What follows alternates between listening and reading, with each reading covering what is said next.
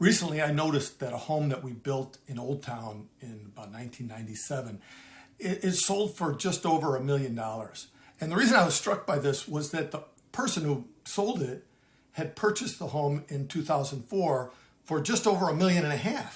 And now when he bought the home in 2004, the house was then only a few years old and the finishes were all stylish and new. But when he sold it now, 15 plus years later, the finishes were old and dated and there was some deferred maintenance in the house. So the level of finishes now was just not on a par with the new homes that have gone up in the neighborhood since then. And they're, of course, selling for well over $2 million now. But with new construction homes priced higher nearby, his house really was, people looked at it as being a fixer-upper, right? And it was a full masonry, 3-story house plus basement.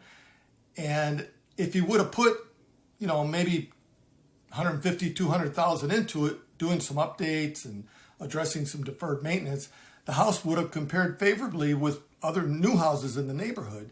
And he would easily have sold it for $1.8 million or $1.9 million.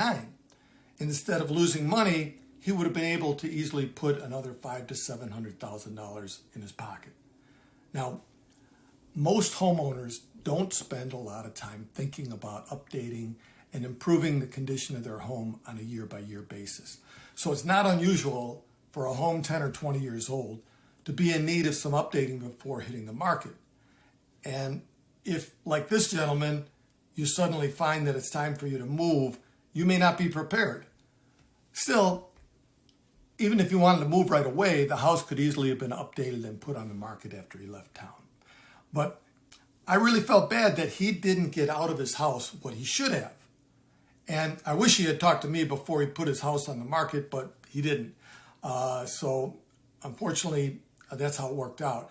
But the good news is that the people that purchased the house, they ended up doing an extensive rehab, and the house is beautiful now. And it really does compare favorably with these other homes in the neighborhood that are priced much higher. And so the new owners are going to do really well when they sell their home. So that's the silver lining. But the moral to the story is, if you're thinking of selling your home and it's getting a little bit older, it's really important that you make sure you go through its condition and marketability in detail with a professional who can help you maximize your return on your investment. For most people, their home is their biggest investment, and you want to make sure that you get the return on your investment when it's time to sell.